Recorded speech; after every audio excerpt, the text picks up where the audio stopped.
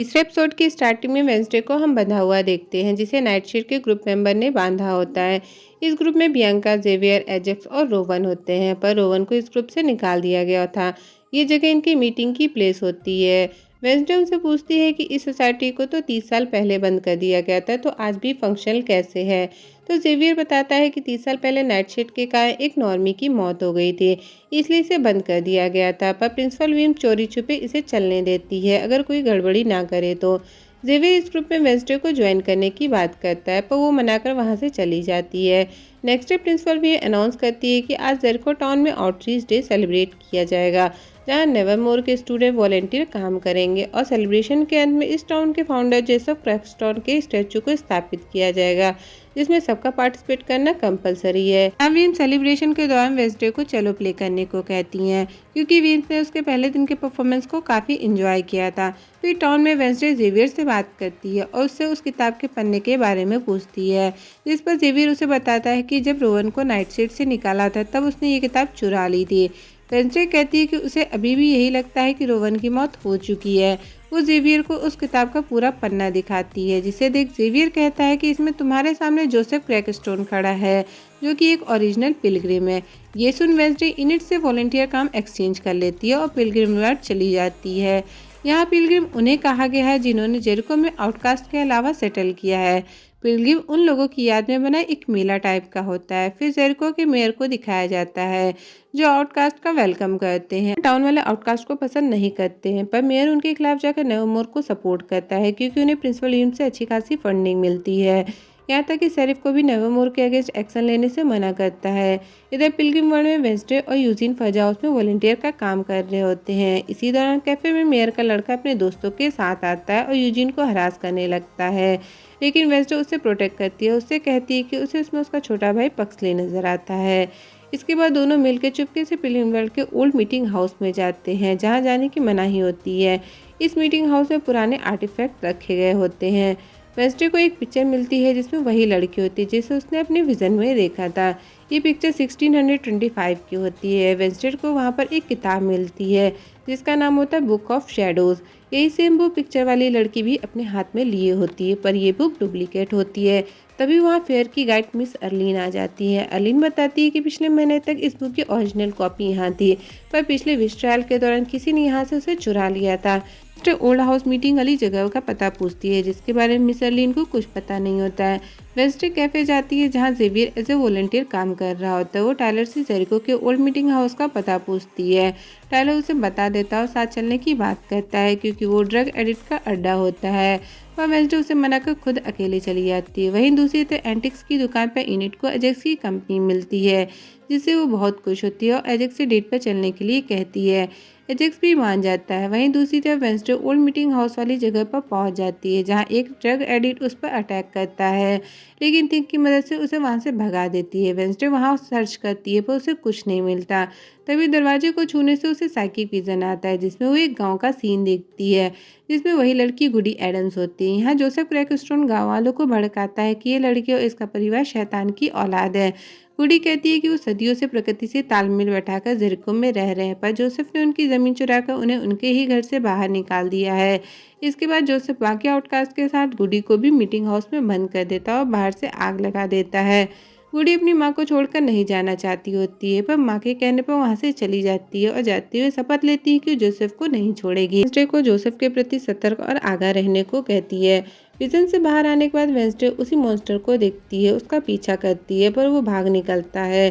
पर वो मॉन्स्टर के फुटप्रिंट देख लेती है, जो मॉन्स्टर से ह्यूमन के फुटप्रिंट में कन्वर्ट होते हैं। वेंसडे समझ जाती कि जो कि भी है वो ह्यूमन है और ह्यूमन फॉर्म से मॉन्स्टर क्रिएचर में बदल जाता है। तभी जेवियर वहां आ जाता है, क्योंकि उसने वेंसडे और टायलर की बात सुन ली थी।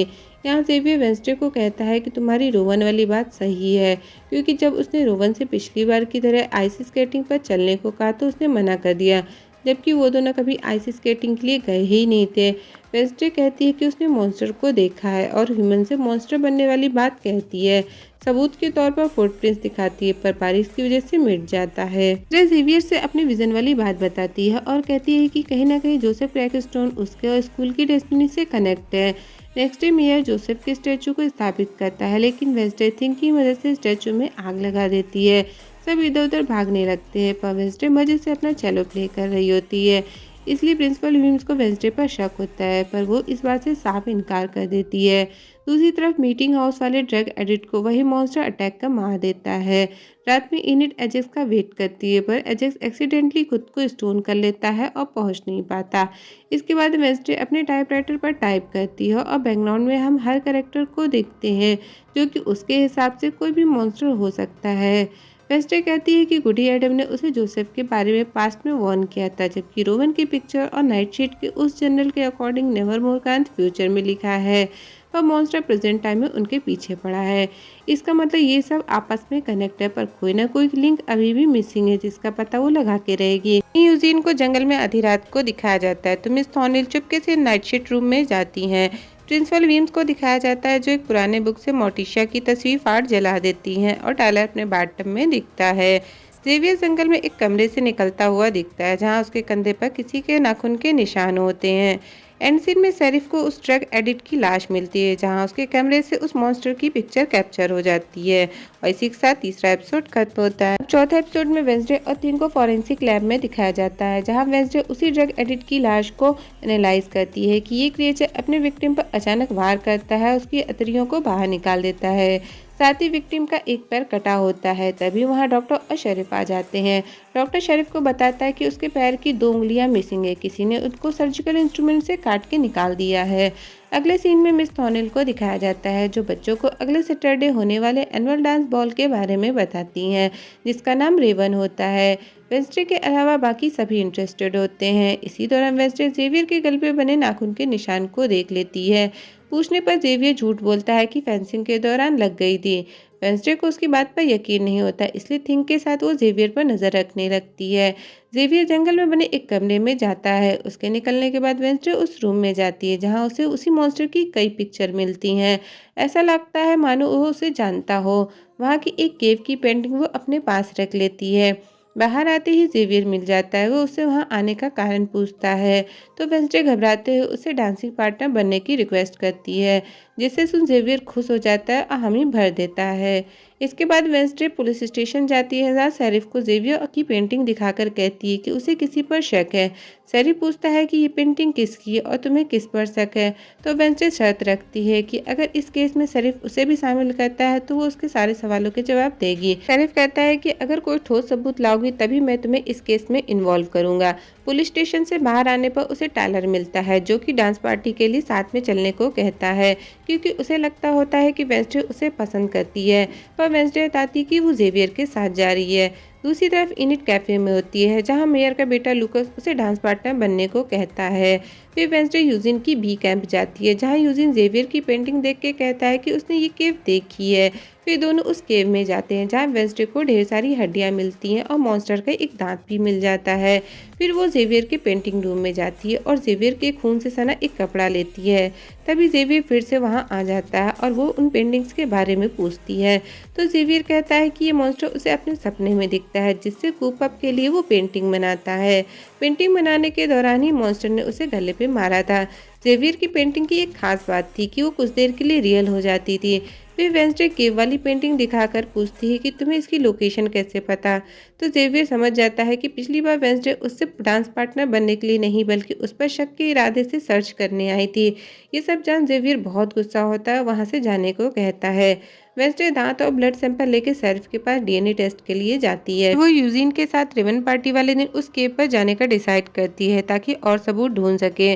जेवियर बियांका के साथ पार्टी में जाने का डिसाइड करता है। अब आता है पार्टी वाला दिन जहां सभी काफी एक्साइटेड होते हैं, पर वेंसडे यूजिन के साथ जंगल जाने की तैयारी करती है। लेकिन तभी टायलर आ जाता है जो कहता है कि उसे वेंसडे का इनविटेशन मिला और वो खुद को रोक नहीं पाया। बैकग्राउंड में हमें पता चलता है कि असल में थिंग ने वो इनविटेशन भेजा होता है और उसकी पसंद की एक ड्रेस भी चुरा कर ले आता है। वेंसडे थिंग पर गुस्सा होती है और उसे टायलर के साथ जाना पड़ता है। तभी यूजिन आ जाता है जो वेंसडे को पार्टी में जाता देख काफी निराश होता है। वेंसडे उसे नेक्स्ट डे चलने को कहती है पर यूजिन अकेले ही चला जाता है। पार्टी में जेवियर वेंसडे और टायलर को साथ देख काफी जेलस फील करता है। वहीं लूकस अपने दोस्तों के साथ पार्टी खराब करने का प्लान बनाता है। यूजिन जंगल में केव पर नजर रखे होता है। पार्टी में वेंसडे और टायलर को साथ डांस करता देख जेवियर अनकंफर्टेबल फील करता है और बियांका से रिक्वेस्ट करता है कि वो अपने सायरन सॉन्ग से वेंसडे को बुलाने में उसकी मदद करे। पर बियांका नाराज़ हो जाती है क्योंकि सायरन सॉन्ग की वजह से दोनों का ब्रेकअप हुआ था। इसलिए बियांका अपसेट होकर एक कोने में बैठ जाती है। वहीं वेंसडे भी आ जाती है, जहाँ बियांका उससे कहती है कि मैं कभी जेवियर की ट्रू फीलिंग नहीं समझ पाई, तुम लकी हो क्योंकि तुम्हें किसी की फीलिंग से कोई फर्क नहीं पड़ता। जिस पर वेंसडे कहती है कि एक्चुअली में उससे अफसोस है कि उसे किसी की फीलिंग से कोई फर्क नहीं पड़ता। दूसरी तरफ लूकस के दोस्त रेवन पार्टी में रेड कलर स्प्रेड कर देते हैं, जिससे ब्लड समझ पार्टी में अफरा तफरी मच जाती है। लेकिन वेंसडे उसे टेस्ट कर समझ जाती है कि ये रेड कलर है। जंगल में यूजिन केव के पास किसी को देखता है, पर केव में आग लगने से उसे वहां से भागना पड़ता है। उधर पार्टी में वेंसडे को विजन आता है, जिसमें वो देखती है कि यूजिन खतरे में है। थॉनेल को ये बात बताकर जंगल की तरफ भागती है। वहीं इनिट लोकस को उसके दोस्तों के साथ देख लेती है और समझ जाती है कि इन्हीं लोगों ने पार्टी खराब की है, और वो लूकस को बुरा भला कहती है। इस पर लूकस के फ्रेंड इनिट को बुली करते हैं। तभी एजेक्स आकर उन्हें वहां से भगा देता है और पिछली डेट के लिए माफी मांगता है। जंगल में मॉन्स्टर यूजीन को घायल कर देता है, जहां वेंसडे और मिस थॉनेल उसे खून से लथपथ देखते हैं। और इसी के साथ चौथा एपिसोड खत्म होता है।